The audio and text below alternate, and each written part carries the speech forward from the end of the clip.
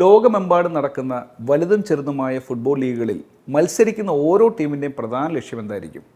ജയിക്കണം, കപ്പടിക്കണം.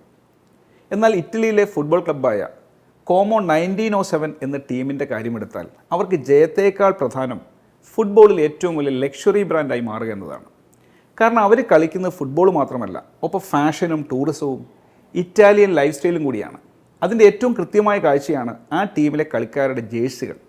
സാധാരണ ടീമുകളുടെ ജേഴ്സികൾ പോലെയല്ല, ഡിസൈനിൽ ഒരു ഫാഷൻ വെയർ സ്റ്റൈലാണ് ആ ജേഴ്സികൾക്ക്. അതിലൂടെ അവർ പ്രൊമോട്ട് ചെയ്യുന്നത് നാട്ടിലെ കോമോ തടാകത്തിനെയും അതിനെ ചുറ്റിപ്പറ്റിയുള്ള ടൂറിസം മേഖലയുമാണ്.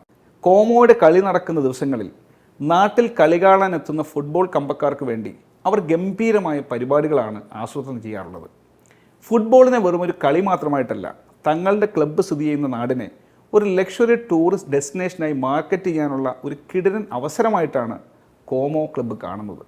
ഇന്ത്യയിൽ ISL നടക്കുമ്പോഴും കേരളത്തിൽ സൂപ്പർ ലീഗ് നടക്കുമ്പോഴും കളി കാണാൻ കൊച്ചിയിലും കോഴിക്കോടും മലപ്പുറത്തുമൊക്കെ എത്തുന്ന ഫുട്ബോൾ ആരാധകർക്ക് അതാത് സ്ഥലങ്ങളിലെ ഭക്ഷണവും ചെറിയ യാത്രകളുമൊക്കെ പ്ലാൻ ചെയ്ത് കോമോ ക്ലബിൻ്റെ അതേ പരിപാടി നമുക്കും ആസൂത്രണം ചെയ്ത് നടപ്പാക്കാവുന്ന ഒന്നാണ്.